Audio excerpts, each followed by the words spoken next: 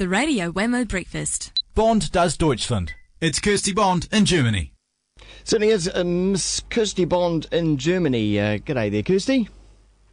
G'day, how are you? Very well, thank you. Of course, previous host of the Kiwi FM breakfast, now living in Germany. Host? I don't know about that. Oh, host. Well, co-host.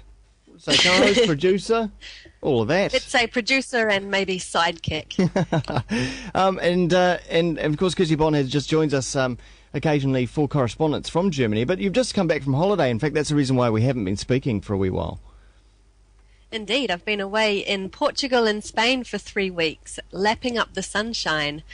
And yeah, we had a great time visiting many different cities and many beaches and just doing a bit of a road trip. Oh, sounds lovely. I mean, did you do it lavishly or did you go on the cheap? Well, when you go away for 3 weeks, you've got to do it on the cheap so that you can stretch it out.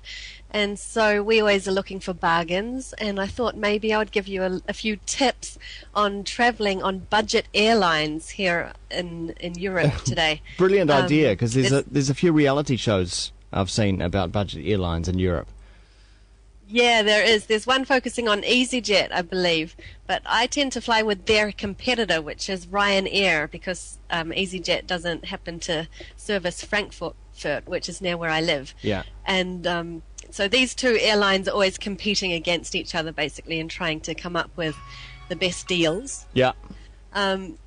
You can get some real bargains when you just watch out for them. So on Ryanair's website, if you just keep an eye out, you can get bargains for example, €1 to London and back from Frankfurt. That was a special that we managed to secure. But yeah, so, and then at other times you'll be paying like €40. So you've just got to always monitor the website. That would be my number one tip for anyone doing some budget airline traveling in Europe. Yep.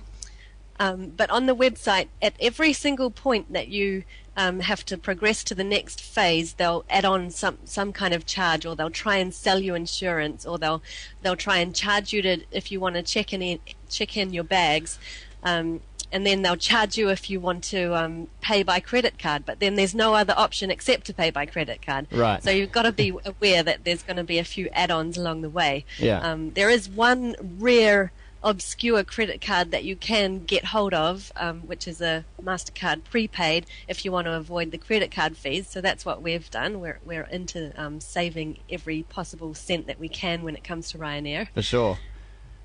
And what does that actually translate to on the plane, though? You know, that cheap fare, cutting all the fat off. What does it actually translate to an actual experience? Well, that was going to be my next point. So if you're wanting to enjoy the ride and just sit back and relax in style, then Ryanair or EasyJet are not for you.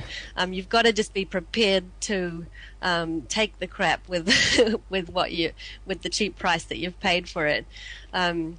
One of the downfalls is that sometimes the airport that they fly to is quite far outside the city that you want to be visiting, so you've got to take that into account, and how much it might cost you to actually get the bus or the train, and the time also that it costs you to get from the airport to the city. Yeah.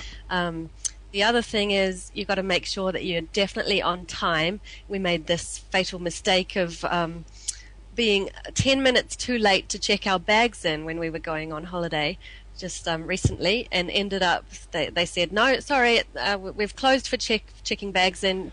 You can't even fly your bags the following day because you're not allowed to separate from your luggage. Yeah. So we had this dilemma, what are we going to do? And we quickly unpacked the bags on the floor of the airport, and I actually flew ahead of Ben, my husband. Wow. And he had to come the following day and pay an extra €100 for his flight at the last minute. Crikey. And I just took a little carry-on bag, like a backpack with a change of clothes in it. And he came with the bags the day. Did you throw your toys at the check-in counter at all? Well, you can't really do anything about it. They're just so they've made up their mind, and we tried to do the pity story and kind of persuade them, but no, they wouldn't have it. So obviously, also, one of the things that the fat they do cut off is any kind of flexibility at all. Exactly. And that's how they make their money as well, on all those kinds of things. Like they have a restriction on your baggage, and usually airlines will be maybe a couple of kgs lenient on that restriction. But with Ryanair, if you're 1 kilogram over, then that's an extra €20 whacked on the top there. The other tip that I would recommend is to take earplugs, because you'll be blasted with messages the whole trip. You can't just sit back and enjoy your flight in silence. There'll be somebody trying to sell you food, firstly, and then they'll be trying to sell you smokeless cigarettes in case you can't deal without nicotine for a couple of hours. Yeah. And then there'll be somebody trying to sell you scratch and win cards, trying to sell you a bus ticket for when you arrive at the other end. And it's just constant the whole time. Wow, so rather than stewards on the aircraft, you've got hawkers. Exactly, yeah. But it wouldn't surprise me if they start trying to sell you Ryanair merchandise walking down the aisle with some cheap tacky key rings or something. Another point is that they are soon going to be charging to use the toilets, of all things. No. Well, I've just read confirmation that it's something that they've talked about for a couple of years, and I thought that they were just doing it as a publicity stunt. But apparently, they've confirmed that they're going to go through with it, because if they get rid of 3 toilets, then they can add an extra 6 seats, which means that they can earn more money, obviously. Of course, yeah. And then they'll make that one toilet coin operated. So you have to pay your euro or your pound to actually open the door of the toilet.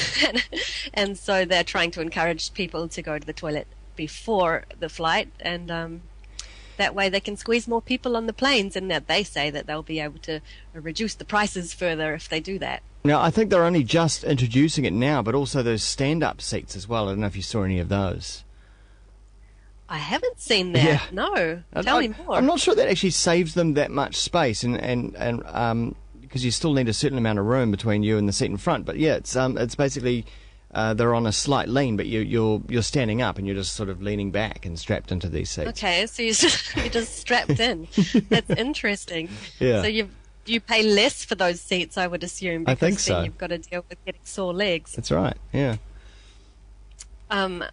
And then when the plane arrives, they do actually claim to have 95% of their flights on time, which they claim is like the best record out of all the European airlines. Yeah. And then once you land, there's this big loud trumpet fanfare that gets blasted across the speakers, and a message saying that you've arrived on another Ryanair on-time flight. And I think that what they do is probably overestimate how long the flight's actually going to take to allow them some time there. They can keep on to that claim. Is there a sense of relief when you land on Ryanair as well? It's strange, actually. It's very weird. Everybody claps for some reason. On all the Ryanair flights that I've been on, the whole... all of the passengers just burst into applause at relief that they've managed to survive the Ryanair experience. Fair enough. Well, thanks, Bond, for giving us some of those tips, and congratulations for surviving Ryanair yourself. Thank you very much. By the sounds of it, you did have a great time as well.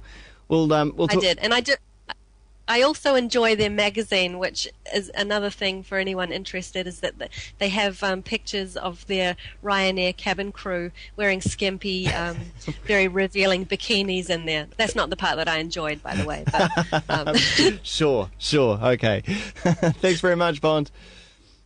See ya. Kirsty.